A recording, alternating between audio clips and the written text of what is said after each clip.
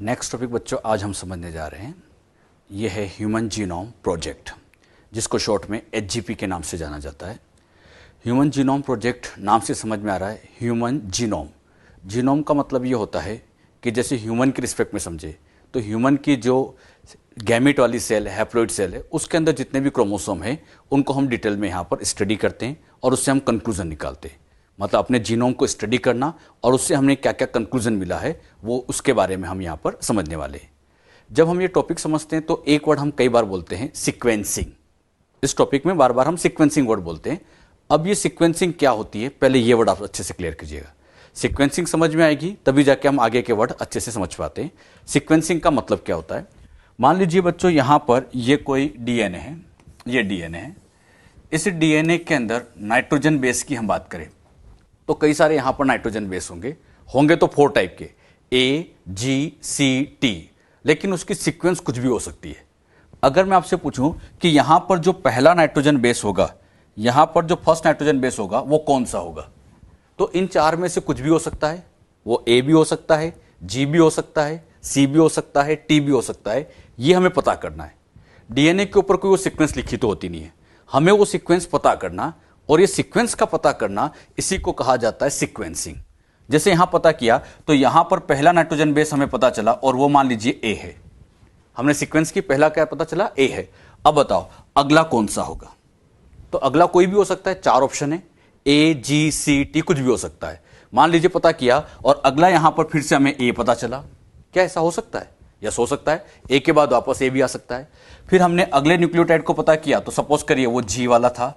तो इस तरह से पहला A, फिर G, फिर नेक्स्ट कौन सा है, मान लीजिए पता किया वो C है। तो ऐसी यहां पर सीक्वेंस पता करना, इसी को कहा जाता है सीक्वेंसिंग। वर्ड समझना अच्छे से। सीक्वेंसिंग का मतलब सीक्वेंस पता करना। तो डीएनए के ऊपर ऐसे नाइट्रोजन बेस की सीक्वेंस पता करना, यही सीक्वेंसिंग कहलाता है। तो ह्यूमन जीनोम प्रोजेक्ट में जैसे ही मैं बोलूं सीक्वेंसिंग, समझ में आ जाएगा यह सीक्वेंस पता करना है। ह्यूमन जीनोम प्रोजेक्ट ये एक मेगा प्रोजेक्ट है और ये काफी एम्बिशियस प्रोजेक्ट है। इस प्रोजेक्ट से काफी कुछ कंक्लूजन मिले हैं जो हमें काफी फायदा भी करते हैं। सबसे पहले बात आती है कि ये प्रोजेक्ट कब स्टार्ट किया गया। प्रोजेक्ट की अगर हम स्टार्टिंग की बात करें तो ये स्टार्ट हुआ था 1990। इस प्रोजेक्ट के अंदर आप लोगों को सारी इंफॉर्मेशन दी जाएगी। आप लोगों को ये इंफॉर्मेशन अच्छे से याद रखना है। मेन यहां इंफॉर्मेशन ही है, इसमें ज्यादा समझने वाली बातें नहीं है, इसमें इंफॉर्मेशन है। तो आप लोग ये इंफॉर्मेशन याद रखें। ये सारी इंफॉर्मेशन एनसीईआरटी की है। एनसीईआरटी की इंफॉर्मेशन को आपको अच्छे से याद रखना है। तो पहला पॉइंट, स्टार्ट कब हुआ था ह्यूमन जीनोम प्रोजेक्ट, 1990। बात आती है कंप्लीशन, तो कंप्लीट हुआ था 2003 में। तो 1990 से शुरू होकर 2003 में कंप्लीट हुआ। तो कह सकते हैं अप्रोक्सीमेटली ये 13 ईयर का प्रोजेक्ट था। मतलब काफी बड़ा सा प्रोजेक्ट था। 13 साल ये प्रोजेक्ट चला था। अच्छा, ये प्रोजेक्ट ऑलमोस्ट 2003 में कंप्लीट हुआ था, फाइनल कंप्लीट नहीं हुआ था। 2003 तक अपने जीनोम के मैक्सिमम क्रोमोसोम स्टडी कर लिए गए। सारे क्रोमोसोम की स्टडी करनी थी, मैक्सिमम क्रोमोसोम की स्टडी कर ली गई, लेकिन एक क्रोमोसोम बच गया था और वो था chromosome number first. Chromosome first काफी बड़ा होता है तो उसको स्टडी करने में काफी टाइम लगा और उसकी स्टडी कंप्लीट हुई थी मई 2006 में। ये याद रखना, सारे क्रोमोसोम में से किसकी स्टडी सबसे लास्ट में हुई, क्रोमोसोम नंबर फर्स्ट की स्टडी सबसे लास्ट में हुई और यह कंप्लीट हुई थी मई 2006 के अंदर। ह्यूमन जीनोम प्रोजेक्ट के अंदर जो क्रोमोसोम स्टडी किए गए तो वो 23 नहीं बल्कि 24 थे। तो यहां पे 24 क्रोमोसोम को स्टडी किया गया था।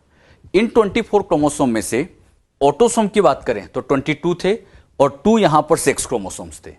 तो 22 autosome plus 2 sex chromosome total हो गए 24 और इन 24 क्रोमोसोम को स्टडी किया गया।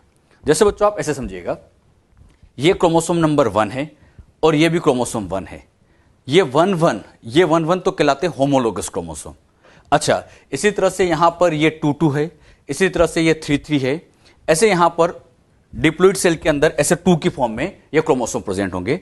ऐसे अगर हम चलते जाए तो यहां तक पहुंच गए 22 और ये 22।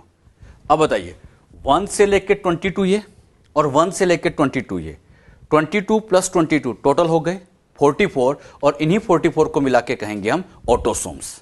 ये तो बन गए ऑटोसोम। अब जो रिमेनिंग जो क्रोमोसोम बचे हैं वो कहलाते हैं सेक्स क्रोमोसोम। अगर फीमेल में समझा जाए तो फीमेल में सेक्स क्रोमोसोम XX होते हैं, ये बच्चों किसकी सेल की बात की जा रही है? फीमेल। फीमेल को रिप्रेजेंट करने के लिए इस तरह से यहां पे बना दिया जाता है। तो फीमेल की सेल में XX क्रोमोसोम होंगे, लेकिन अगर मेल की सेल है तो वहां X और Y होंगे। तो मेल की सेल में X और Y क्रोमोसोम होंगे, और ये XX, XY इनको कहा जाता है सेक्स क्रोमोसोम। ये सेक्स क्रोमोसोम है। फीमेल में XX होंगे और मेल में XY होंगे। अब सबसे मेन बात, अगर हम इस क्रोमोसोम 1 की स्टडी करें, बहुत ध्यान सुनना, इस क्रोमोसोम 1 की स्टडी करें और इस 1 की स्टडी करें, बात तो एक ही है। क्योंकि इस क्रोमोसोम पे यहां पे जो जीन होगी, इस क्रोमोसोम पे सेम लोकस पर, सेम जगह पे सेम ही जीन होती है। अरे इन 1 पे सेम ही जीन होती है। और ये 1 किसी का भी स्टडी करो, चाहे हम अपना स्टडी करें, चाहे किसी अदर पर्सन का स्टडी करें, सबका, पूरे ह्यूमन में सबका क्रोमोसोम नंबर 1 एक जैसा है। तो किसी का भी आप एक क्रोमोसोम 1 स्टडी करें, मतलब इस 1 को स्टडी करो या इस 1 को, बात एक ही है। तो इन 1 में से केवल एक 1 को स्टडी किया गया, इसको स्टडी नहीं किया गया। मतलब यहां पे बच्चों इसको स्टडी नहीं किया गया, केवल यहां पर एक 1 को स्टडी किया। अब बताओ 2 में से कोई एक 2 स्टडी कर लो, बात वही है। तो यहां पर एक 2 को स्टडी किया गया, 3 में एक 3 को स्टडी किया गया। ऐसे हम चलते गए तो यहां पर इन 22 में से एक 22 को स्टडी किया गया। तो बताइए टोटल क्रोमोसोम ऑटोसोम कितने स्टडी हुए? 1 से लेकर 22, यानी 22 ऑटोसोम को स्टडी किया गया। अब यहां बताइएगा इस X क्रोमोसोम की स्टडी करें या इस X की, बात तो एक ही है, क्योंकि X तो X ही है। तो दोनों में से किसी भी एक X की स्टडी यहां पर करेंगे, यानी एक X की स्टडी होगी फीमेल में। अब बताओ मेल में क्या करें? मेल में क्या X और Y दोनों की स्टडी करें?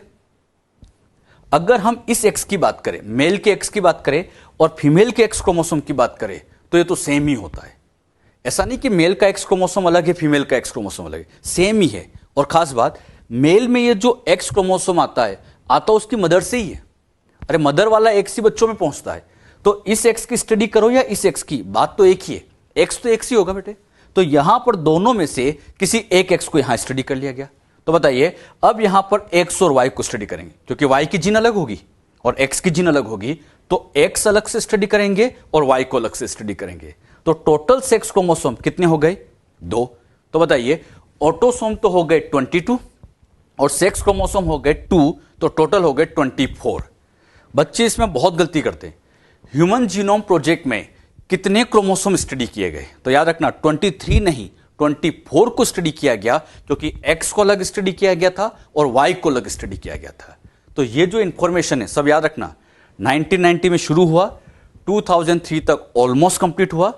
क्रोमोसोम 1 की स्टडी सबसे लास्ट में कंप्लीट की गई, जो मई 2006 में कंप्लीट हुई थी। टोटल 24 क्रोमोसोम स्टडी किए गए। बात समझ में? अच्छा, ये जो प्रोजेक्ट था ये एक मेगा प्रोजेक्ट है। ये एक मेगा प्रोजेक्ट है। बात आती है ह्यूमन जीनोम प्रोजेक्ट को मेगा प्रोजेक्ट क्यों कहते हैं, इसे हम समझते हैं। मेगा प्रोजेक्ट इसलिए कहा जाता है क्योंकि इसमें बहुत ज्यादा पैसा खर्च हुआ था, और बहुत पैसा खर्च हुआ इसलिए इसको मेगा प्रोजेक्ट कहा गया। इसमें कितना खर्चा लगा होगा उसकी एक एस्टिमेट कॉस्ट हम निकाले। अगर हम ह्यूमन जीनोम में बेस पेयर की बात करें तो 3 × 10⁹ बेस पेयर होते हैं, सभी जानते हैं। जीनोम की बात करें तो जीनोम में इतने बेस पेयर होते हैं। अच्छा, जीनोम में इतने बेस पेयर है तो cost of sequencing of required पर बेस, एक बेस की सिक्वेंसिंग पता करना है कितने $? $3 का खर्चा लगता है। इसको आप ऐसे समझिएगा, मान लीजिए बच्चों ये डीएनए है।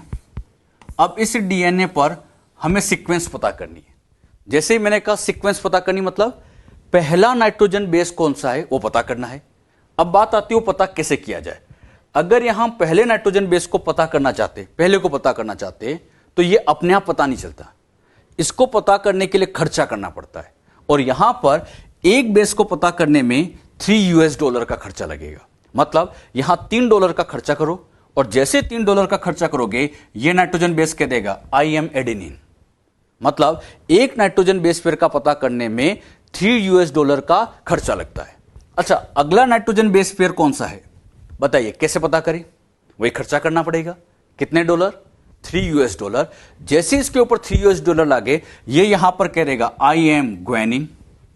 मतलब एक एक को पता करने में $3 का खर्चा लगता जा रहा है। अब यहां पे कैलकुलेशन करें। हमारे जीनोम में होते हैं 3.3 × 10⁹ बेस पेयर। हम अप्रोक्स ले लेते हैं 3 × 10⁹ बेस पेयर। और यहां पर कितने $? का खर्चा हुआ? 3। यहां पर एक के लिए $3 इतने बेस पेयर है, एक के लिए 3 का खर्चा हुआ, तो टोटल सोल्व किया जाए तो ये अप्रोक्सीमेटली 9 × 10⁻9 इतना खर्चा होगा। मतलब ये खर्चा कोई छोटा मोटा नहीं, बहुत बड़ा खर्चा था।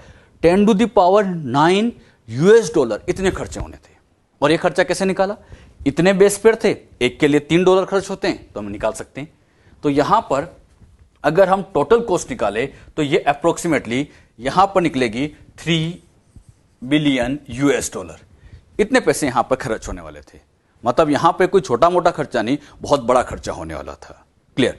अच्छा, साथ ही साथ ये जो प्रोजेक्ट है, इस प्रोजेक्ट को अगर हम बुक में लिखना चाहें तो हमारे जीनोम में इतने बेस पेयर है, अपने जीनोम के अंदर इतने बेस पेयर है। अब ये जितने भी बेस पेयर है, जैसे हमें पता चलेंगे, हमें इसको कहीं ना कहीं बुक्स में लिखना पड़ेगा। अरे कहीं ना कहीं स्टोर तो करना पड़ेगा। अच्छा, बुक्स में स्टोर करने के लिए मैंने क्या किया, मान लीजिए एक बुक ली, इस बुक के अंदर टोटल 1000 पेजेस है, बुक के अंदर टोटल 1000 पेजेस है। अब मैंने क्या किया, इस बुक के पहले पेज पे लिखना चालू किया। जैसे जैसे सीक्वेंस पता चलती जाएगी बुक में लिखते जाएंगे। बताओ, पहले क्या पता चला? ए, तो ए लिख दिया। जी पता चला तो जी लिख दिया। ऐसे हम बुक्स में ऐसे नाइट्रोजन बेस लिखते जाएंगे। पहले पेज पर ऐसे ए, जी, सी, सी, सी ऐसे लिखते जाएं, 1000 लेटर लिखेंगे। पहले पेज पर 1000 लेटर, अगले पेज पर 1000 लेटर, अगले पेज पर 1000, अगले पर 1000, हर पेज पे ऐसे 1000 लेटर लिखते जाएंगे। अब यहां पर इस पूरी बुक में कितने थे? 1000 पेजेस थे। एक पेज पर 1000 लेटर और पूरी बुक्स में 1000 पेजेस थे। अगर हम इस पूरे जीनोम को लिखना चाहते हैं तो ऐसे 1000 पेजेस की एक बुक से काम नहीं चलेगा। ऐसे 1000 पेजेस की अप्रोक्सीमेटली 3300 इतनी बुक्स की रिक्वायरमेंट होगी, और तब जाके अपना जीनोम लिखा जाएगा। मतलब इसको लिखना छोटा काम नहीं है, इसके लिए बहुत सारी बुक्स की जरूरत पड़ेगी। तो याद रखिएगा बच्चों, अगर हम अपने जीनोम को लिखना चाहते हैं तो इसके लिए यहां पर आप लोगों को रिक्वायरमेंट होगी 3300 बुक्स की। और एक बुक्स में कितने लेटर होना चाहिए? 1000। एक बुक्स के एक पेज पर कितने लेटर होना चाहिए? 1000। और उस एक बुक में भी 1000 पेजेस है, तब जाके 3300 बुक्स लगेगी और हमारा जीनोम लिखा जाएगा। अच्छा, मान लीजिए बड़ी मेहनत करके पूरा जीनोम लिख लिया गया। ऐसे यहां पर हर पेज पे लिखा गया 3300 बुक्स, 3300 बुक्स आपके सामने अरेंज कर दी गई और पूरा जीनोम आपके सामने लिख दिया गया। मतलब बहुत सारी मेहनत लगी और पूरा जीनोम लिख दिया। अब प्रॉब्लम क्या आती है? मान लीजिए इस इतने बड़े जीनोम में से मैं अब आपसे कहूं कि हमारे इस जीनोम में से इंसुलिन की जीन सर्च करके बताओ। इन 3300 3300 बुक्स में से इंसुलिन की जीन सर्च करके बताओ। ये आपको चैलेंज दिया। 3300 बुक्स में से इंसुलिन की जीन ढूंढना, पसीने आ जाएंगे बेटे। मतलब ये इतना आसान काम नहीं होगा। तो याद रखिएगा, इतनी सारी इंफॉर्मेशन को ह्यूमनली अरेंज कर पाना मुश्किल था। तो इसीलिए इस इंफॉर्मेशन को स्टोर किया जाता है कंप्यूटर के अंदर। और यहां पर बायोलॉजी के अंदर कंप्यूटर की एक नई ब्रांच को डेवलप किया गया था और उस ब्रांच का नाम था बायो इन्फॉर्मेटिक्स। यह भी याद रखना, ह्यूमन जीनोम प्रोजेक्ट में रिक्वायरमेंट हुई कि इतने डेटा को कैसे स्टोर किया जाए, कैसे उस डेटा को एनालिसिस किया जाए, तो इसके लिए बायो इन्फॉर्मेटिक्स की जरूरत की। बायो इन्फॉर्मेटिक्स ये बायोलॉजी की ऐसी ब्रांच है जिसमें हम कंप्यूटर का यूज करते हैं और कंप्यूटर में ही अलग अलग सॉफ्टवेयर बना के इन डेटा को स्टोर करते हैं और उनका एनालिसिस करते हैं। तो डेटा को स्टोर करना, एनालिसिस करने के लिए बायोलॉजी में एक कंप्यूटर का यूज किया गया और उसी ब्रांच को कहा गया बायो इन्फॉर्मेटिक्स। तो बायो इन्फॉर्मेटिक्स क्या होता है, यह भी आप लोग अच्छे से ध्यान रखें। और बायो इन्फॉर्मेटिक्स की जरूरत क्यों पड़ी समझ में आए बेटे? क्योंकि इस ह्यूमन जीनोम प्रोजेक्ट से हमें बहुत सारी इंफॉर्मेशन मिल रही थी। क्योंकि इतने सारे बेस पेयर की इंफॉर्मेशन मिल रही है, इस इंफॉर्मेशन को बुक्स में लिखना संभव नहीं था, इसलिए इसको कंप्यूटर में स्टोर किया गया। और आप जानते हैं कंप्यूटर में स्टोर करना बहुत आसान है, और आसान होने के साथ साथ अगर किसी जीन को सर्च करना तो वो और आसान है। जैसे मान लीजिए कंप्यूटर में मैंने टाइप किया जीन ऑफ इंसुलिन, बड़े इजीली आप उसके जीन को सर्च कर सकते हैं।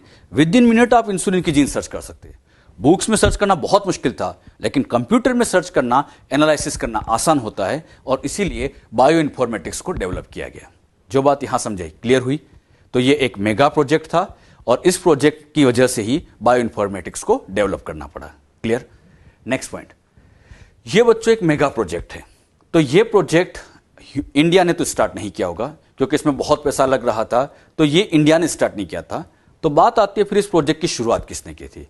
इस प्रोजेक्ट को स्टार्ट करने का काम, जो 13 साल का प्रोजेक्ट था, इसका काम यूएस के, बहुत इंपॉर्टेंट, यूएस के department of energy and national institute of health, department of energy और नेशनल इंस्टीट्यूट ऑफ हेल्थ, दो ऐसे इंस्टीट्यूट थे, दोनों ने मिलकर, कहां के इंस्टीट्यूट है, यूएस के, तो यूएस के इन दोनों इंस्टीट्यूट ने मिलकर ह्यूमन जीनोम प्रोजेक्ट को लॉन्च किया था।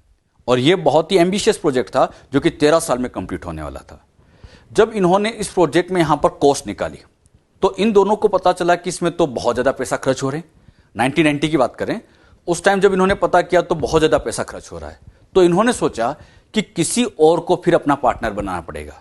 तो बाद में इन्होंने यहां पर वेलकम ट्रस्ट, यूके का वेलकम ट्रस्ट, उसको एक मेजर पार्टनर बनाया गया।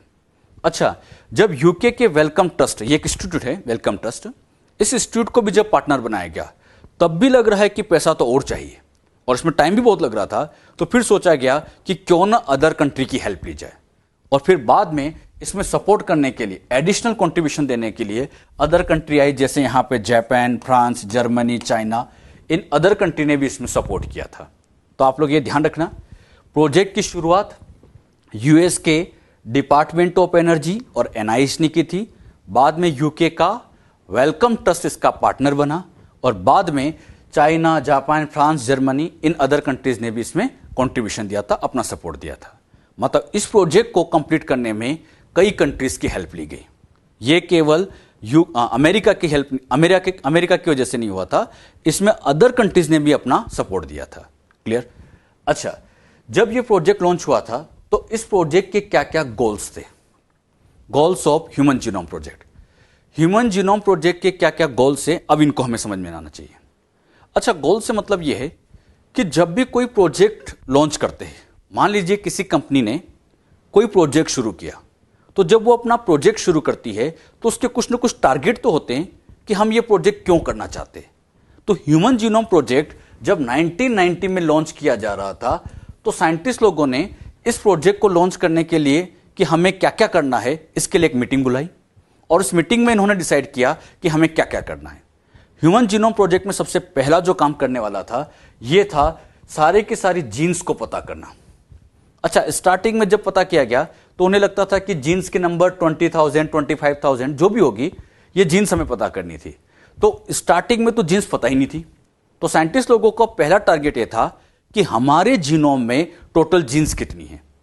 जब बच्चों ये प्रोजेक्ट नहीं हुआ था, उससे पहले जब साइंटिस्ट लोगों से पूछते थे कि हमारे बॉडी में कितनी जीन्स है, तो अलग अलग साइंटिस्ट अलग अलग जवाब देते थे। कोई तो कहता था कि हमारे अंदर 50,000 जीन्स होनी चाहिए, कोई कहता था लाखों में होनी चाहिए क्योंकि इतना बड़ा शरीर है।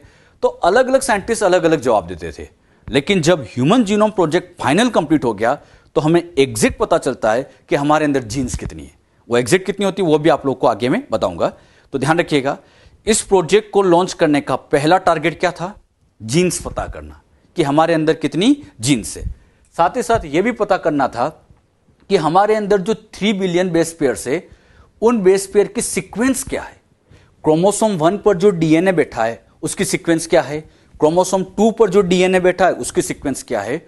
तो सबकी सीक्वेंस पता करना यह भी एक मेजर चैलेंज था। अच्छा, जितनी भी जीन्स होती है, जीन्स में होता क्या, 4 ही तो न्यूक्लियोटाइड है, ए, टी, जी, सी, बस उनका ऑर्डर, उनका अरेंजमेंट इंपॉर्टेंट होता है। तो किस जीन में इनका अरेंजमेंट क्या है, इनका ऑर्डर क्या है, वो पता करना यह एक बहुत बड़ा चैलेंज था। तो ह्यूमन जीनोम प्रोजेक्ट में सारे बेस पेयर पता करने थे, उनकी सीक्वेंस पता करनी थी कि क्या क्या जीन में इनकी सीक्वेंस होती है। साथ ही साथ ये जितनी भी इंफॉर्मेशन मिलेगी, साइंटिस्ट लोगों को 1990 में पता चल गया था कि इंफॉर्मेशन तो हमें बहुत मिलने वाली है। तो जितनी इंफॉर्मेशन हम मिलेंगे, अब इस इंफॉर्मेशन को स्टोर कैसे करें।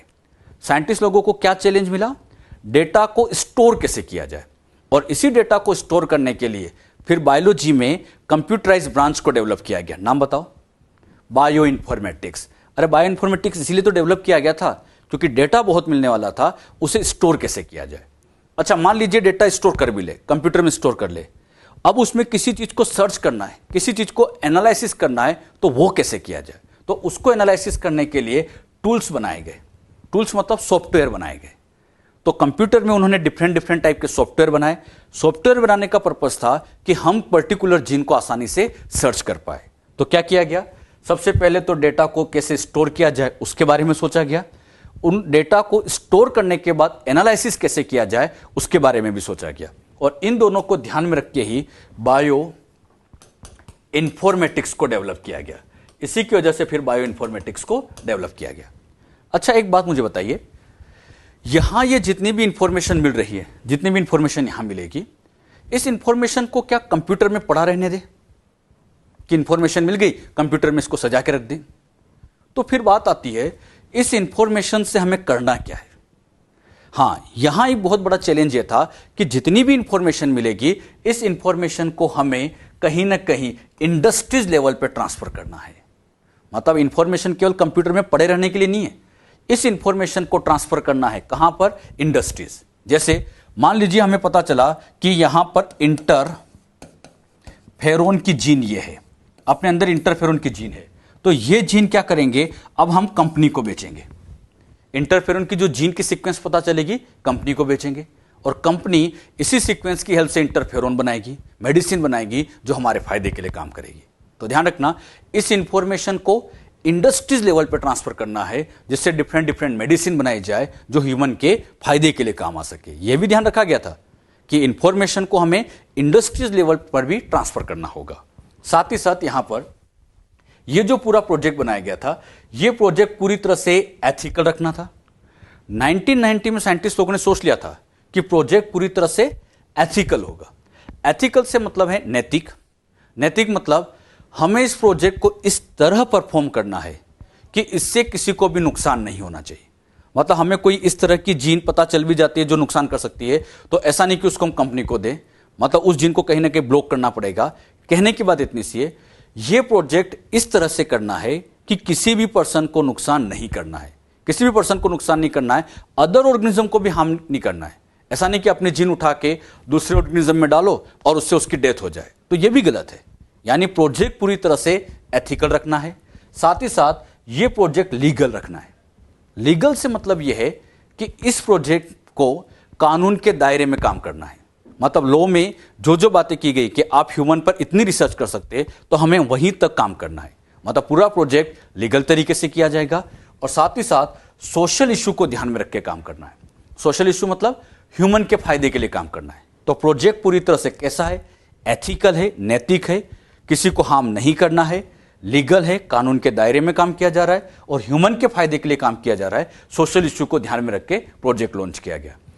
एथिकल का E, लीगल का L, सोशल इशू का SI। तो इसको शॉर्ट में लिखा जाता है ELSI। आपसे इसका फुल फॉर्म पूछ सकते हो, ELSI का फुल फॉर्म बताओ तो। एथिकल, लीगल, SI मतलब सोशल इशू। तो ELSI मतलब एथिकल, लीगल, सोशल इशू के बारे में भी ध्यान में रखना है। तो जब 1990 में यह प्रोजेक्ट लॉन्च किया गया था, तो उसी टाइम डिसाइड कर लिया गया था कि हमें करना क्या है। क्या क्या करना था, सारी जीन्स पता करनी थी, सीक्वेंस पता करनी थी, डेटा कैसे स्टोर करे, कैसे एनालिसिस करे, तो कंप्यूटर की ब्रांच बनवानी थी, बायो इन्फॉर्मेटिक्स डेवलप करना था। उस इंफॉर्मेशन को इंडस्ट्री में पहुंचाना, यह भी सोचा गया था। और प्रोजेक्ट को पूरी तरह से एथिकल रखेंगे, लीगल रखेंगे, और सोशल इशू को ध्यान में रख के इस प्रोजेक्ट को चलाना था। तो ये इस प्रोजेक्ट के गोल थे। अब इस प्रोजेक्ट के अंदर यहां पर कौन सा इंस्ट्रूमेंट काम में लिया गया। इंस्ट्रूमेंट की बात करें, ह्यूमन जीनोम प्रोजेक्ट में सीक्वेंस पता करना है। मान लीजिए बच्चों, आप लोगों को यह कोई एक डीएनए दे दिया जाए। अब इस डीएनए में पहला नाइट्रोजन बेस कौन सा है, दूसरा कौन सा है, सीक्वेंस पता करनी है। अब यह सीक्वेंस कैसे पता करें, तो सीक्वेंस का पता करने के लिए एक इंस्ट्रूमेंट काम में लिया गया। उस इंस्ट्रूमेंट का नाम था ऑटोमेटेड डीएनए सीक्वेंसर। यहां एक इंस्ट्रूमेंट काम में लिया गया, याद रखना क्या नाम था उसका, ऑटोमेटेड डीएनए सीक्वेंसर। और यह मशीन पूरी तरह से सेंगर प्रिंसिपल पे बेस्ड थी। अच्छा, सेंगर ये वही साइंटिस्ट है जिन्होंने प्रोटीन के अंदर अमाइनो एसिड किस ऑर्डर में लगे होते हैं उसके बारे में समझाया था। और उन्होंने क्या किया था, जैसे मान लीजिए कोई प्रोटीन है, अब इस प्रोटीन के अंदर तो ये ऐसे अमाइनो एसिड होंगे। अच्छा, ये अमाइनो एसिड है, ये अमाइनो एसिड है, ये अमाइनो एसिड है, ये अमाइनो एसिड है, इनको जोड़ दिया जाए तो प्रोटीन बन जाता है। अब इस प्रोटीन में पहला अमीनो एसिड कौन सा है, दूसरा कौन सा है, तीसरा कौन सा है, इसको पता करने के लिए सेंगर साहब ने एक प्रिंसिपल बनाया था, और सेंगर साहब ने जो प्रिंसिपल यहां बनाया था वही इस मशीन में काम में लिया जाता है। यह मशीन बच्चों कुछ इस तरह से होती है। यह ऑटोमेटेड डीएनए सीक्वेंसर मशीन है, और यह मशीन किसके प्रिंसिपल पे काम करती है? सेंगर प्रिंसिपल पे काम करती है। अब इस मशीन में क्या करते हैं, मान लीजिए इस डीएनए को सीक्वेंस करना है, ध्यान समझना, जिस भी डीएनए को सीक्वेंस करना है वो इस मशीन में डाल दिया जाएगा। यहां पर इस मशीन के अंदर इसको डाल देंगे, मतलब जिस भी डीएनए को सीक्वेंस करना था वो डीएनए यहां पर ऐसे मशीन के अंदर डाल दिया, मशीन में डालते जाएंगे। अच्छा, यहां डालने के बाद अब इस मशीन को कंप्यूटर से लिंक कर दिया जाता है, मतलब ये जो मशीन थी इसको यहां पर ऐसे कंप्यूटर के साथ लिंक कर दिया गया। ये automated DNA sequencer machine link with the computer. अच्छा, अब ये डीएनए जैसे जैसे ऐसे नीचे की तरफ चलता जाएगा, इस कंप्यूटर के अंदर यहां पर ऐसे अलग अलग कलर के ऐसे पीक बनते जाएंगे, मतलब ये डीएनए ऐसे नीचे की तरफ जा रहा होगा इस मशीन के अंदर ही, मशीन के अंदर जैसे जैसे नीचे की तरफ जाता जाता है यहां पर ऐसे अलग अलग कलर के पिक्स बनते हैं। अगर यहां पर मान लीजिए रेड कलर आ गया, कौन सा? रेड कलर, तो समझाने के लिए लिया कि ये एडेनिन है। साइंटिस्ट लोग क्या करते हैं, कलर देखते हैं, रेड कलर आ गया मतलब एडेनिन। अगला कलर निकाला, जैसे डीएनए नीचे जा रहा है यहां कलर साइटोसिन आया, जैसे ही कलर ब्लू आया मतलब समझ जाओ कि साइटोसिन है। अगला कलर यहां पे उन्हें पता चला कि ये ब्लैक आ रहा है, तो ब्लैक आते समझ जाना है कि ग्वानिन को रिप्रेजेंट कर रहा है। यहां पर अगला कलर जो है समझाने के लिए लिया कि ये ग्रीन है, और ग्रीन आते ही यहां पर थाइमिन है, समझाने के लिए। रेड कलर आ गया तो एडेनिन, ब्लू आ गया तो साइटोसिन, ब्लैक आ गया तो ग्वानिन, ग्रीन आ गया तो थाइमिन। अब बताना, ये डीएनए नीचे गया, जैसे ये नीचे गया यहां पर फिर से कलर आया। बताओ, इस कलर को देख के बताओ कौन सा न्यूक्लियोटाइड है, किसका? ग्वानिन, तो यहां पर अगला ग्वानिन आ गया। अच्छा, फिर यहां पर देखा गया कौन सा कलर आ रहा है? रेड, रेड आ गया मतलब एडेनिन है। अच्छा, फिर यहां पर देखा गया ग्रीन आया मतलब थाइमिन है। फिर यहां पे कलर देखा गया ब्लू आ रहा है मतलब साइटोसिन है। फिर यहां कलर देखा गया रेड आ रहा है मतलब एडेनिन है। अच्छा, ये डीएनए से नीचे चलता जाएगा मशीन में, ये मशीन में से नीचे जाता जाएगा, और जैसे जैसे डीएनए नीचे जाता जाएगा यहां आप लोगों को ऐसे कलर दिखते जाएंगे। फिर यहां पर ऐसे कलर दिखा, कौन सा आ रहा है? ग्रीन, और ग्रीन दिखते ही समझ जाना कि थाइमिन है। अब बताओ, इस डीएनए की पहले हमें सीक्वेंस पता नहीं थी, लेकिन अब आप यहां सीक्वेंस बता सकते हो। पहला नाइट्रोजन बेस कौन सा है? A C G T G A T C A T. ये बच्चों सीक्वेंस पता चलती जा रही है, मतलब मशीन में डीएनए चलता जाएगा और कंप्यूटर पे हमें उसकी सीक्वेंस पता चलती जाएगी। और इस मशीन का नाम बोलो, ऑटोमेटेड डीएनए सीक्वेंसर मशीन। और ये मशीन किसके प्रिंसिपल पे काम करती है? सेंगर। अच्छा, ये जो मशीन होती है, इस मशीन की एक प्रॉब्लम है। प्रॉब्लम ये होती है कि ये बड़े डीएनए को सीक्वेंस नहीं कर पाता, मतलब ऐसे डीएनए का छोटा फ्रेगमेंट है सीक्वेंस कर देगा, लेकिन अगर बड़ा डीएनए इंटर करा दो तो ये एरर दे देता है कि ये बड़ा डीएनए हमसे सीक्वेंस नहीं हो पाएगा। तो इस मशीन की क्या प्रॉब्लम? छोटे डीएनए की सीक्वेंसिंग करा देता है, बड़े डीएनए को ये सीक्वेंस नहीं कर पाता। तो ध्यान रखना, ये मशीन काम में लेते हैं जिसका नाम ऑटोमेटेड डीएनए सीक्वेंसर मशीन है। अब बात आती है यहां पर कौन सी मेथड अप्लाई की गई? मेथडोलॉजी। ह्यूमन जीनोम प्रोजेक्ट में कौन सी मेथड अप्लाई की गई थी समझिएगा। यहां पर पहली मेथड लगाई गई थी ईएसटी, ये वेरी इंपॉर्टेंट है, इस पर नीट में क्वेश्चन आ चुका है तो बहुत अच्छे से ध्यान रखना। पहली मेथड लगाई गई थी ईएसटी, और दूसरी मेथड लगाई गई थी सीक्वेंस एनोटेशन। अच्छा, ईएसटी क्या होता है? ईएसटी का full form expressed sequence tag. Express sequence tag का मतलब होता है identify all the genes that express as RNA. RNA की फॉर्म में जो एक्सप्रेस होते हैं उसी को कहा जाता है ईएसटी, मतलब जो डीएनए का पार्ट एक्सप्रेस होगा वो ईएसटी होता है। अभी हम समझाएंगे इसको। सीक्वेंस एनोटेशन का मतलब होता है जिसमें होल डीएनए की सीक्वेंसिंग करते हैं, पूरे डीएनए को सीक्वेंस कर लेना, इसे कहा जाता है सीक्वेंस एनोटेशन। अब इसको आप ध्यान समझो, एक एक करके समझते हैं। पहले ईएसटी क्या है, आपको समझाने के लिए ये डीएनए को ड्रॉ किया। इस डीएनए में मान लीजिए ये पार्ट नॉन कोडिंग है, ये पार्ट मान लीजिए कोडिंग है, ये पार्ट नॉन कोडिंग है। अच्छा, कोडिंग पार्ट उसको कहते हैं जो एक्सप्रेस होता है। एक्सप्रेस होता है मतलब हाँ, आरएनए बनाता है, प्रोटीन बनाता है, तो इस कोडिंग पार्ट से यहां बना आरएनए, यहां बना प्रोटीन, मतलब आरएनए प्रोटीन बना रहा है, मींस एक्सप्रेस हो रहा है, तो ये यहां पर एक्सप्रेस हो रहा है। तो जो पार्ट एक्सप्रेस हो रहा है, जो पार्ट, यही पार्ट एक्सप्रेस हो रहा है, यहां से लेके यहां तक का पार्ट एक्सप्रेस हो रहा है, तो जो पार्ट एक्सप्रेस हो रहा है उसकी सीक्वेंस पता करना, मतलब इस पार्ट की सीक्वेंस पता कर लेना, वही मशीन में डाल के इतने से पार्ट को लो, मशीन में डालो और उसकी सीक्वेंस पता कर लेना, यह कहलाता है ईएसटी। मुझे इतना बताओ, ईएसटी में पूरे डीएनए की सीक्वेंसिंग करते हैं या केवल कोडिंग पार्ट? हां, केवल और केवल कोडिंग पार्ट की सीक्वेंसिंग करना, यही ईएसटी कहलाता है। और ये जो कोडिंग पार्ट है इसी को हम एक तरह से कह सकते हैं जीन। अरे यही तो जीन है, क्योंकि आरएनए बना रहा है, तो जीन वाले पार्ट की सीक्वेंस पता करना यही कहलाता है ईएसटी। पूरा डीएनए नहीं, केवल जीन वाला पार्ट। अब यहां पर क्या किया जाता है, सीक्वेंस एनोटेशन के अंदर कोडिंग नॉन कोडिंग सब कुछ था। अब सीक्वेंस क्या करें, यहां से शुरू करें, यहां से शुरू करें और यहां से लेके एंड तक चलते जाएं, एंड तक, मतलब पूरे डीएनए की सीक्वेंसिंग करें, यानी whole DNA sequencing, whole DNA. तो पूरे डीएनए की सीक्वेंस करना यही कहलाता है सीक्वेंस एनोटेशन। बात समझ में? दोनों में क्या डिफरेंस है, क्लियर हुआ? अच्छा, ईएसटी क्या होती है? ईएसटी वो पार्ट है जिसमें केवल कोडिंग पार्ट को पता करते हैं, लेकिन इसमें तो होल डीएनए की सीक्वेंसिंग पता करते हैं। अच्छा, मान लीजिए मैं आपको एक डीएनए दे दूं और उस डीएनए पे मैं कहूं कि जीन कहां है, क्या आपको जीन चमकती हुई दिखेगी? तो फिर आप कैसे पता करते होंगे कि इसमें जीन कौन सा है, कोडिंग कौन सा है? तो इसके लिए साइंटिस्ट लोग क्या करते हैं, बहुत ध्यान सुनना। सबसे पहले साइंटिस्ट लोग क्या करते हैं, पूरे डीएनए की सीक्वेंस कर लेते हैं, मतलब यहां से शुरू करके यहां तक पूरे डीएनए की सीक्वेंस कर लेते हैं। अब वो क्या करते हैं, सेल के अंदर, मान लीजिए सेल है, उस सेल में से पहले आरएनए निकालते हैं, स्पेशली एमआरएनए। एमआरएनए निकालने के बाद इससे बनाते हैं सीडीएनए। अब बताओ प्रोसेस का नाम, आरएनए से डीएनए का बनना, हाँ याद करो, रिवर्स ट्रांसक्रिप्शन। और रिवर्स ट्रांसक्रिप्शन से उन्होंने सीडीएनए बनाया। इस सीडीएनए को उठाया, वही मशीन में रखा और मशीन में रखते उसकी सीक्वेंस पता कर ली। अच्छा, मशीन में रखते ही क्या पता कर ली, सीक्वेंस। मान लीजिए सीक्वेंस आई ए सी टी, इस तरह की सीक्वेंस आई, A C T dash dash sequence आई। अच्छा, ये सीक्वेंस आई। अब इस सीक्वेंस को उठा के इस पूरे डीएनए पर मैच करेंगे। मान लीजिए वो सीक्वेंस ए सी टी यहां मैच हुई, तो जहां ये सीक्वेंस मैच हो गई मतलब यही जीन है, यही जीन है। कैसे पता करते, एक बार फिर समझना।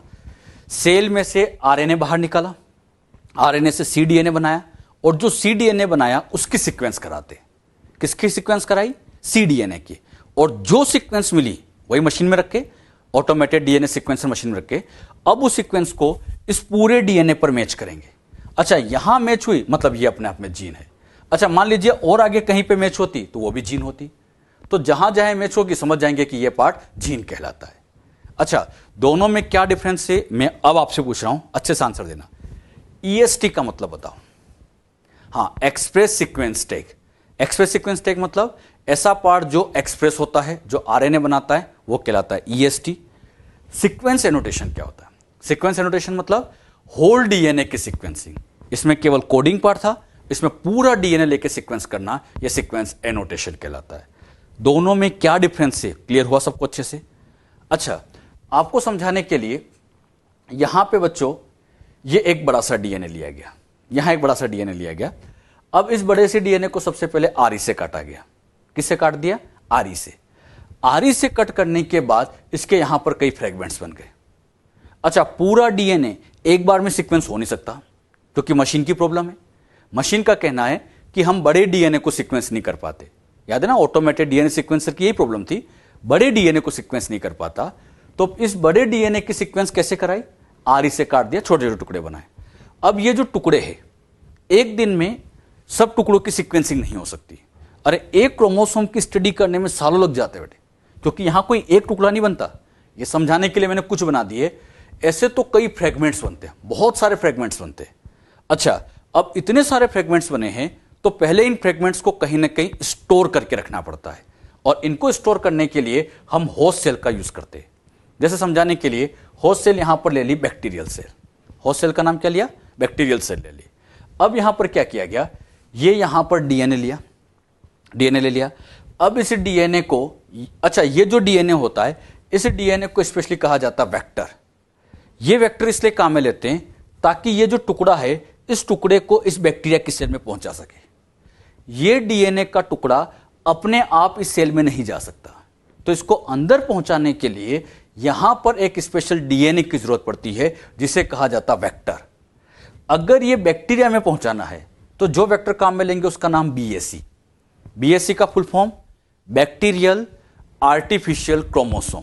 बीएससी का full form bacterial artificial chromosome. अब ये बैक्टीरियल आर्टिफिशियल क्रोमोसोम क्या करता है, इसके साथ इसको जोड़ा जाता है। डीएनए लाइगेज एंजाइम से इन दोनों को जोड़ा तो ये बच्चों जुड़ गए, और ये वाला पार्ट समझाने के लिए कि ये यहां पे आके जुड़ गया। अच्छा, जुड़ने के बाद इसको उठा के फिर यहां पर होस्ट सेल के अंदर ट्रांसफर कर देते हैं। तो मैंने क्या समझाया, पूरा डीएनए तो एक बार में सीक्वेंस नहीं होता, काटा, टुकड़े बने। अब इस टुकड़े को यहां पर होस्ट सेल में स्टोर करना था, और इसको स्टोर करने के लिए वेक्टर काम में लिया। वेक्टर का नाम क्या था, बीएससी। बीएससी का फुल फॉर्म बोलो, बैक्टीरियल आर्टिफिशियल क्रोमोसोम। और इन दोनों को जोड़कर इस डीएनए को उठा के यहां ट्रांसफर कर दिया। सेम एज मान लीजिए इस फ्रेगमेंट को पहुंचाना है, इस फ्रेगमेंट को मुझे स्टोर करना है, तो यहां पर इस बार यीस्ट की सेल ली गई। होस्ट सेल या तो बैक्टीरिया की हो सकती है या फिर यीस्ट की हो सकती है, दोनों में से किसी का भी यूज कर सकते हैं। लेकिन अब खास बात, यहां पर अगर होस्ट सेल यीस्ट है तो यहां पर इसको अगर पहुंचाना है तो यहां जो वेक्टर काम में लेंगे इसका नाम आप बताओ, मैं नहीं बताऊंगा। यस, वेरी गुड, इसका नाम होगा YAC। जैसे इसका नाम क्या था, BSC, तो इसका नाम YAC। अब बताओ YAC का फुल फॉर्म, Y का मतलब यीस्ट, A मतलब आर्टिफिशियल, C मतलब chromosome, yeast artificial chromosome YAC, और ये भी क्या बन गया, वेक्टर। अब इन दोनों वेक्टर को आपस में जोड़ेंगे।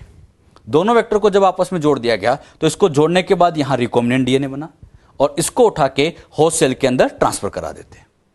ये होस्ट सेल के अंदर ट्रांसफर कर दिया, तो इसको जब यहां पहुंचाया गया तो यहां पर वेक्टर कौन सा लिया गया, YAC। ह्यूमन जीनोम प्रोजेक्ट में दो वेक्टर बहुत इंपॉर्टेंट है, ये दोनों वेक्टर सबको अच्छे से याद होना चाहिए, BSC और YAC।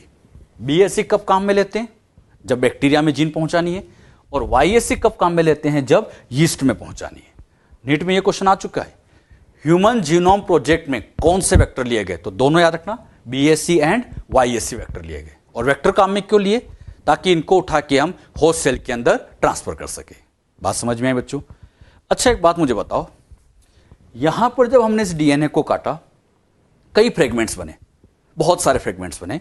मान लीजिए ये पहला फ्रेगमेंट है, फर्स्ट फ्रेगमेंट है, तो बताओ सेकंड कौन सा होगा। यहां सेकंड फ्रेगमेंट इनमें से कोई भी हो सकता है। मान लीजिए ये सेकंड है, तो थर्ड कौन सा होगा, कोई भी हो सकता है, ये यहां पर होगा। अगर ये यहां पर कोई भी है तो इनको अरेंज करना मुश्किल हो जाएगा कि पहले के बाद ये सेकंड है, ये सेकंड है, ये सेकंड है, कौन सा है, कैसे पता करें। अगर ये रेंडमली कट हो गया तो एक बहुत बड़ा चैलेंज आता है कि पहले के बाद दूसरा वाला फ्रेगमेंट कौन सा है, कैसे पता करें। और ये बच्चों ह्यूमनली पता चलता नहीं है। तो अब इसको पता करने के लिए साइंटिस्ट लोगों ने क्या किया, वही हम समझते हैं। साइंटिस्ट लोगों ने बड़ी समझदारी से काम किया। उन्होंने क्या किया, एक्चुअली में उन्होंने सबसे पहले डीएनए को लिया। मान लीजिए ये क्रोमोसोम नंबर 1 का डीएनए, तो उन्होंने इसी क्रोमोसोम 1 का और डीएनए लिया, ये भी 1 ही है, सेम है, ये भी क्रोमोसोम 1 है, ये भी क्रोमोसोम 1 है। अच्छा, एक नहीं लेते हैं, ऐसे एक 1 की कई कॉपी लेते हैं। अब इस 1 को यहां से लेके यहां तक काटा, रेस्ट्रिक्शन एंडोन्यूक्लियस मान लीजिए ए से काटा, यहां से लेके यहां तक उसने कट लगाया, और ये किसने कट किया, REA ने। अब बच्चों जब इसको काटोगे, इसको मान लीजिए REB से काटा, तो जब REB से काटा ना, तो REB इसको जब काटेगा तो यहां से पहले कट लगाएगा। बात को सुनना अच्छे से, इससे पहले कट लगाएगा, मतलब यहां से काटेगा। यहां से स्टार्ट किया और यहां पर कट लगा दिया, मतलब इतना फ्रेगमेंट अलग करेंगे। तो इससे हुआ क्या, ये जो इतना पार्ट आपको दिखाई दे रहा है, ये इतना पार्ट दोनों में ओवरलैप कर रहा है। बात समझ में आई, ये इतना पार्ट दोनों में क्या कर रहा है, ओवरलैप कर रहा है। ये ओवरलैपिंग की फॉर्म में काटना है। अच्छा, इससे क्या फायदा होता है, ये भी हम समझेंगे। अब बताओ, REC से जब काटेंगे तो कैसे काटेंगे, जहां ये बी कट लगा रहा है यहां तक बी की कटेंगे, इससे थोड़ा सा पहले, मतलब यहां से काट देंगे, मतलब इसके बाद नहीं काटेंगे, इससे थोड़ा पहले से कटवा देंगे। अच्छा, ये मान लीजिए REC ने काटा, तो RE नंबर D जब काटेगा तो कैसे काटेगा, यहां जब इसने कट लगाया तो इससे थोड़ा सा पहले, मतलब यहां कट लगाएंगे। अच्छा, यहां पर इसको थोड़ा पहले कट करने का फायदा क्या हुआ, मान लीजिए इसको A B C D अलग अलग RE से काटा और ऐसे यहां कई फ्रेगमेंट्स बन गए। अब सपोज करो, बहुत ध्यान सुनना, मान लीजिए ये REA का फ्रेगमेंट सिखाने के लिए, इस फ्रेगमेंट के एंड पे लिखा है AGCC, यहां पर क्या लिखा है AGCC, एंड पे लिखा है। तो बताओ फर्स्ट के एंड पे AGCC है, तो इसका मतलब सेकंड के स्टार्टिंग में होगा। अब यहां चेक कर लो, अब यहां चेक किया तो इसके स्टार्टिंग में वही AGCC आ रहा है, तो इसका मतलब ये अगर पहला है तो श्योर है कि ये दूसरा है। और ये पार्ट दोनों में क्या कर रहा है, ओवरलैप कर रहा है, तो इसको ओवरलैपिंग की फॉर्म में काटा जाता है। अरे बात समझ में? और क्यों काटा गया? ताकि इसके बाद का फ्रेगमेंट कौन सा है वो पता चल पाए।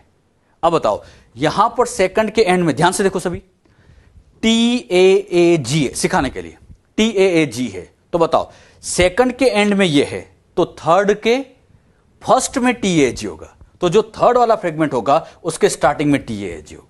और ये पार्ट फिर दोनों में ओवरलैप कर रहा है, मतलब यहां अगर TAAG है इसके एंड में है, तो इस थर्ड के स्टार्टिंग में TAAG होगा। ये दोनों में क्या करेगा, ओवरलैप करेगा।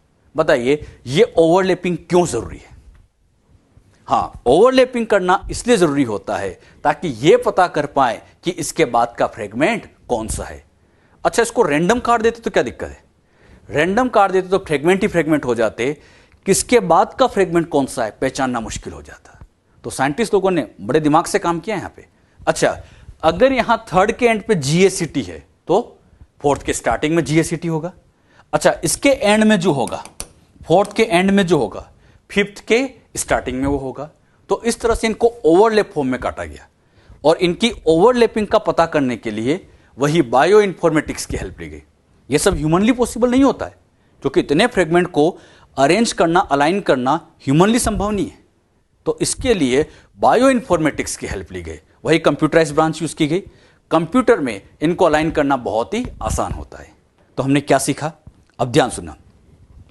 DNA को जब काटते हैं, बड़ा DNA सीक्वेंस नहीं हो पा रहा था, काटा गया। काटा ऐसे गया कि कुछ पार्ट इनमें आपस में ओवरलैप करे। अच्छा, जब ऐसे काटते हैं तो कई फ्रेगमेंट बनते हैं। अब इन फ्रेगमेंट को पहले स्टोर करेंगे, कहां पर? या तो बैक्टीरिया में या यीस्ट में।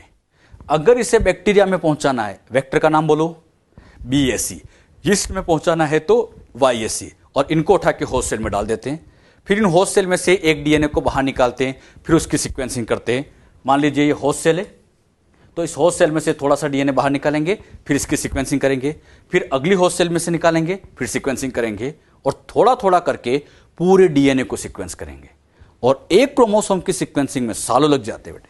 तो कहने में, पढ़ने में तो आसान लग रहा है, लेकिन इसको प्रैक्टिकली करना बहुत चैलेंजिंग काम था। ये इतना आसान काम नहीं था, और इसमें काफी साल भी लगे, काफी टाइम लगा था।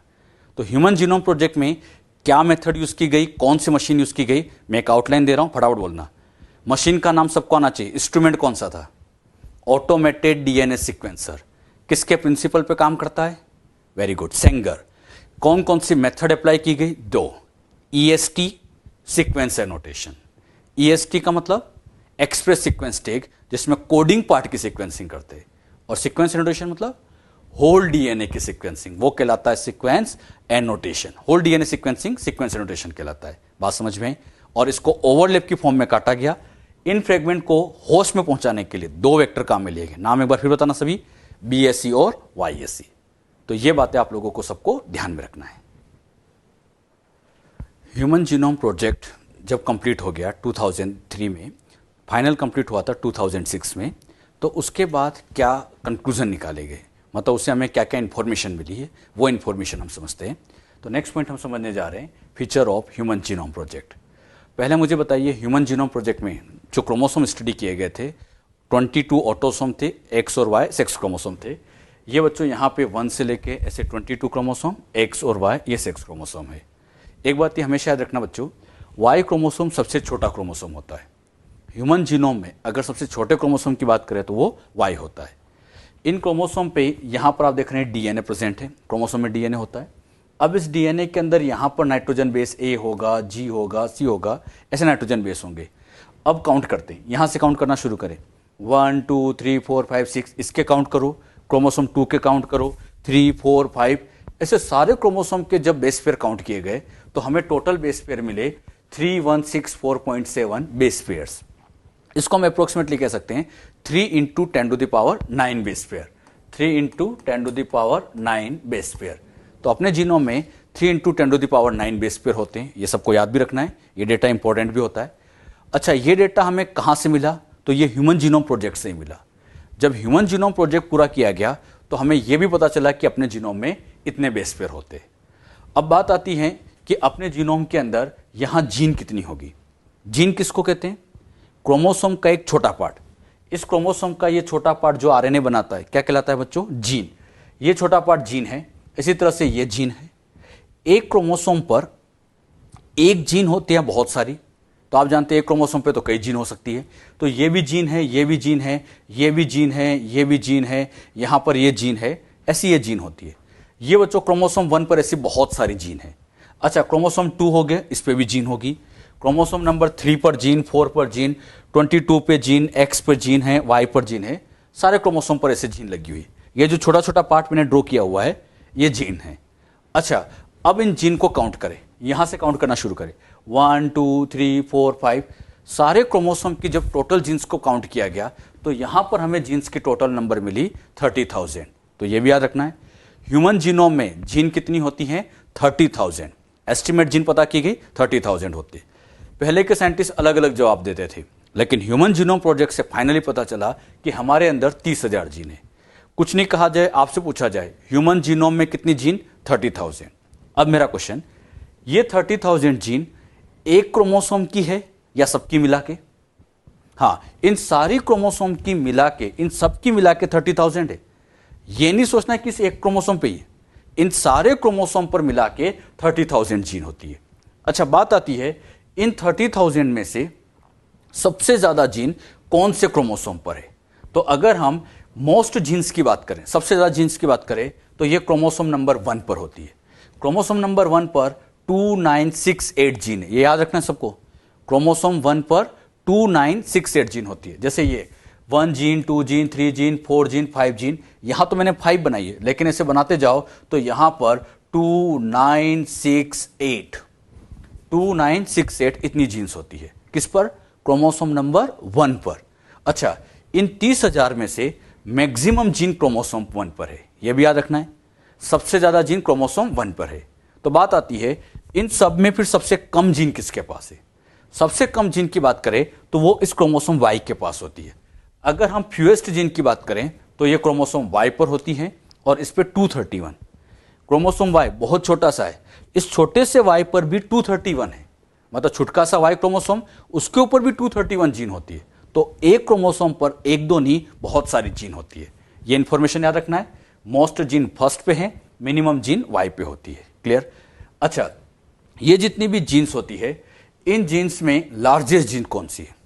30,000 जीन को स्टडी किया जाए, ये टोटल 30,000 जीन है। अब सबसे बड़ी जीन कहां लगी है? तो सबसे बड़ी जीन होती है डिस्ट्रोफिन प्रोटीन की, जिसके अंदर 2.4 मिलियन बेसेस होते हैं। 2.4 मिलियन बेसेस, इतने बेसेस इसके अंदर होते हैं, और ये जीन सबसे बड़ी जीन है। बात आती है जीन कहां लगी है, तो जो सबसे बड़ी जीन होती है ये क्रोमोसोम नंबर X पे लगी होती है। आप देख रहे हैं क्रोमोसोम X पे ये एक बड़ी सी जीन है, बहुत बड़ी जीन है। अच्छा, ये जो जीन है इससे डिस्ट्रोफिन प्रोटीन बनाता है, और ये जो जीन होती है सबसे बड़ी जीन होती है। तो सबसे बड़ी जीन क्रोमोसोम नंबर X पर लगी हुई है, ये याद रखना बच्चों। मैं 3 क्वेश्चन पूछ रहा हूं, गड़बड़ नहीं करना।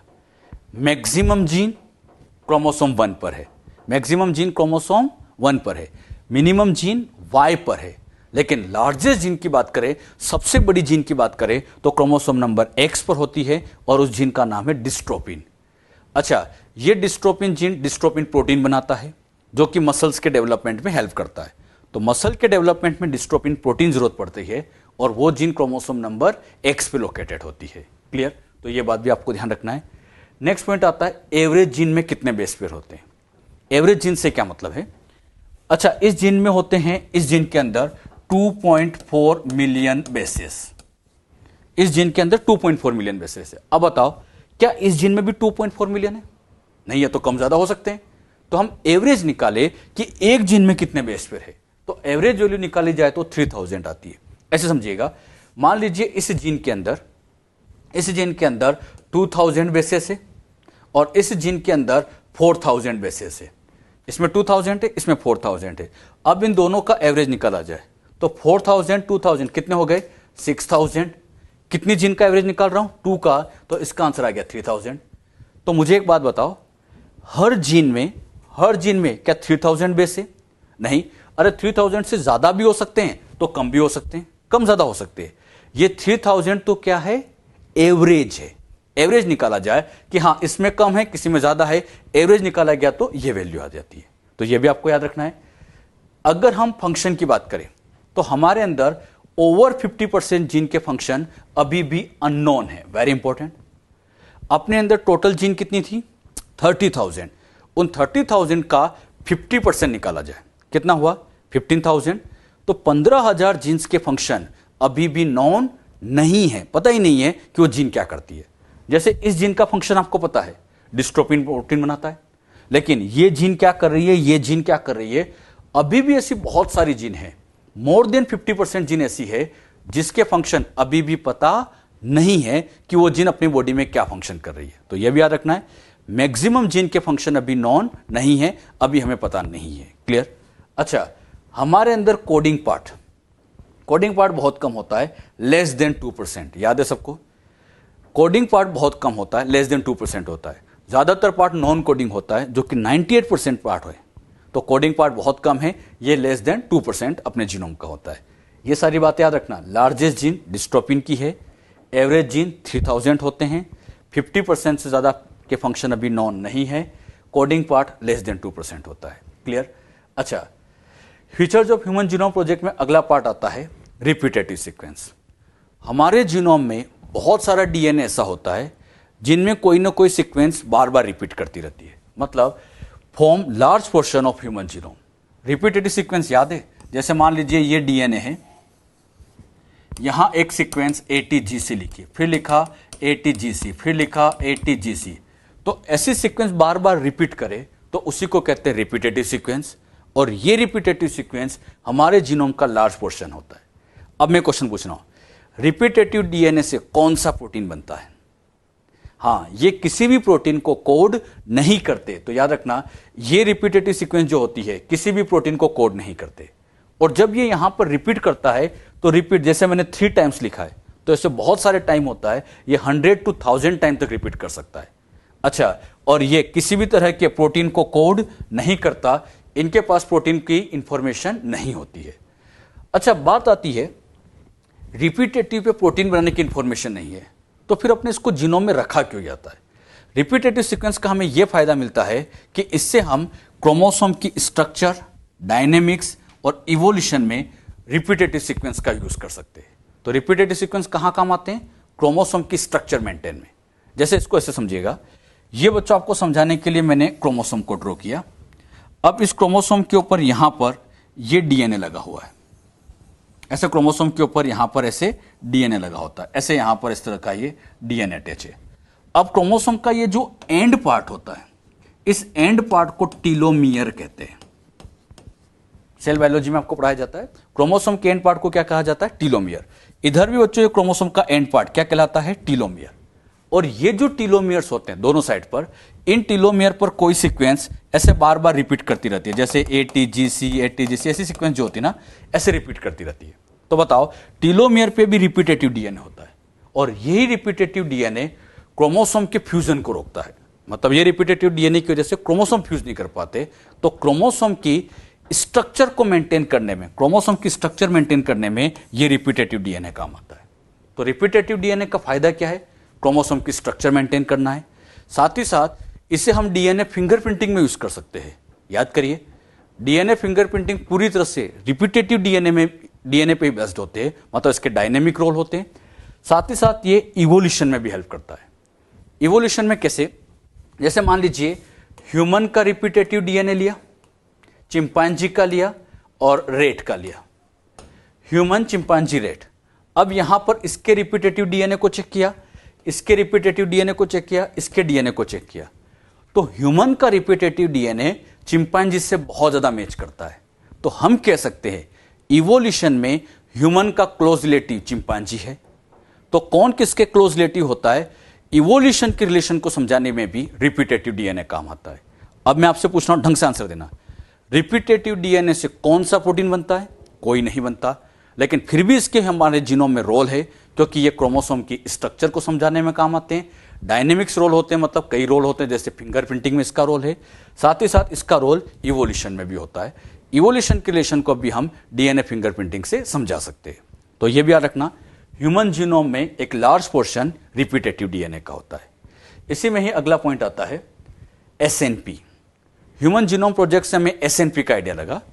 एसएनपी मतलब single nucleotide polymorphism. Single nucleotide polymorphism का मतलब होता है एक न्यूक्लियोटाइड का डिफरेंस होना। मान लीजिए यहां जी के बजाय यहां पर ए आ जाए, एक न्यूक्लियोटाइड का ऐसे डिफरेंस आ जाए तो उसे हम एसएनपी कहते हैं। ये एसएनपी ह्यूमन में 1.4 मिलियन लोकेशन पे होता है। ह्यूमन जीनोम में 1.4 मिलियन लोकेशन पे होता है। इसको ऐसे समझिएगा, ये बच्चों पर्सन 1 का डीएनए, ये पर्सन 1 का डीएनए लिया, और ये यहां पर जो डीएनए ड्रॉ किया है ये पर्सन 2 का डीएनए। मान लीजिए ये भी क्रोमोसोम 1 है, ये भी क्रोमोसोम है, बस अलग अलग पर्सन के चेक कर रहे हैं। अच्छा, इन क्रोमोसोम को जब चेक किया तो यहां ए, यहां ए, यहां ए, यहां ए, लेकिन यहां सी है, यहां टी है। बताइए, सी की जगह यहां पर इसके डीएनए में टी है। मुझे बताओ कितने नाइट्रोजन बेस वेरी कर रहे हैं? एक ही तो वेरी कर रहा है। तो सिंगल न्यूक्लियोटाइड में वेरिएशन आई तो उसी को कहते हैं सिंगल न्यूक्लियोटाइड पॉलीमॉर्फिज्म। पॉलीमॉर्फिज्म का मतलब वेरिएशन। तो सिंगल न्यूक्लियोटाइड की वेरिएशन आ जाती है और इसी वेरिएशन को एसएनपी कहा जाता है। एसएनपी का मतलब एक न्यूक्लियोटाइड में वेरिएशन आना, इसको हम एसएनपी कहते हैं। अब बताओ, यहां टी, यहां टी, यहां टी, यहां टी, यहां जी, यहां जी, सी सी, सेम चलता जा रहा है, लेकिन ऐसे सेम चलता गया, यहां जी के बजाय ए आ गया। तो यहां पर कितने न्यूक्लियोटाइड वेरी करे? इस जगह पे एक, और एक वेरी कर रहा है मतलब ये भी एसएनपी है। इसी तरह से हम चलते गए, यहां पर भी फिर एक न्यूक्लियोटाइड वेरी कर रहा है, एसएनपी है। ऐसे एसएनपी यहां पर आप देखोगे इस जगह पे भी है, इस जगह पे भी है। तो ये एसएनपी एक जगह पे होते हैं बहुत सारे। अगर हम काउंट करें 1 2 3 4 5 ऐसे यहां पे काउंट करते जाए, 2% के डीएनए को, पूरे डीएनए को कंपेयर करें तो ये एसएनपी 1.4 मिलियन लोकेशन पे होता है। ये वैल्यू याद रखना, एसएनपी कितनी लोकेशन पे होता है? 1.4 मिलियन। समझाने के लिए मैंने यहां पर ये 4-5 बनाए, लेकिन ऐसे 4-5 नहीं होते, ये तो 1.4 मिलियन लोकेशन तक हो सकते। तो एसएनपी ऐसे कई जगहों पे होते हैं। ये बात भी आप अच्छे से ध्यान रखें। ये भी आपको याद रखना है कि एसएनपी 1.4 मिलियन लोकेशन पे होते हैं। तो ह्यूमन जीनोम प्रोजेक्ट से हमें क्या क्या पता चला? आउटलाइन, हमारे अंदर टोटल बेस पेयर 3 × 10⁹ है। हमारे अंदर जीन 30,000 है। मैक्सिमम जीन क्रोमोसोम 1 पे है, मिनिमम क्रोमोसोम Y पर है। सबसे बड़ी जीन क्रोमोसोम X पे लगी है, जो कि डिस्ट्रोफिन प्रोटीन की है। एक जीन में एवरेज 3000 बेस होते हैं। 50% जीन के फंक्शन अभी भी नॉन नहीं है। हमारे अंदर रिपीटेटिव डीएनए होता है, और साथ ही साथ 1.4 मिलियन लोकेशन पर एसएनपी होते हैं। यह सब हमें कहां पता चला? ह्यूमन जीनोम प्रोजेक्ट जब किया गया तो ये इंफॉर्मेशन की। अगर ह्यूमन जीनोम प्रोजेक्ट नहीं हुआ होता तो ये इंफॉर्मेशन हमें मिलती नहीं। हमारा जीनोम सीक्वेंस किया गया, बहुत अच्छी बात है, लेकिन अपनों से पहले कई अदर ऑर्गेनिज्म के भी जीनोम सीक्वेंस किए गए। किस किस के जीनोम सीक्वेंस किए गए, मॉड्यूल में पॉइंट लिखे हैं, तो आप इसको एक बार फटाफट समझ लीजिए। अगर हम अदर ऑर्गेनिज्म की बात करें, फर्स्ट प्रोकैरियोट्स की बात करें, जिसका जीनोम सीक्वेंस हुआ है, तो वो होता है हीमोफिलस इन्फ्लुएंजा। पहला प्रोकैरियोट जिसका जीनोम सीक्वेंस हुआ, first prokaryote Haemophilus influenza. First eukaryote जिसका जीनोम सीक्वेंस हुआ, यूकैरियोट की बात करें तो वो होता है सैकेरोमाइसिस सेरेवेसी। ये ह्यूमन से भी पहले की बात करें, ह्यूमन का जीनोम तो बाद में सीक्वेंस हुआ। अपनों से पहले इन ऑर्गेनिज्म का नंबर आ चुका है, इनके जीनोम सीक्वेंस कर चुके हैं। इसी तरह से फर्स्ट प्लांट जिसका जीनोम सीक्वेंस किया गया था वो था अरेबिडोसिस थैलियाना, स्मॉल मस्टर्ड प्लांट। इसी तरह से फर्स्ट एनिमल जिसका जीनोम सीक्वेंस हुआ गया था वो था सी एलिगेंस, जो कि एक निमेटोड है। तो इन ऑर्गेनिज्म के भी जीनोम सीक्वेंस हो गए। तो आपसे पूछा जाए, क्या ह्यूमन के अलावा अदर ऑर्गेनिज्म के जीनोम सीक्वेंस हुए? यस, हो चुके हैं। इसी तरह से राइस का जीनोम भी सीक्वेंस कर लिया गया है, ड्रोसोफिला का जीनोम भी सीक्वेंस कर लिया गया है। तो एक बात मुझे बताइए, हमारा जीनोम सीक्वेंस हुआ, समझ में आता है, ताकि इससे हमें कई सारी इंफॉर्मेशन मिले। हम इन अदर ऑर्गेनिज्म पर क्यों इंटरेस्टेड हैं? क्यों हम इन प्लांट का जीनोम सीक्वेंस कर रहे हैं, बैक्टीरिया का जीनोम सीक्वेंस कर रहे हैं, बताइए। हाँ, प्लांट का जीनोम इसलिए सीक्वेंस करते हैं ताकि एग्रीकल्चर फील्ड को बढ़ाया जाए।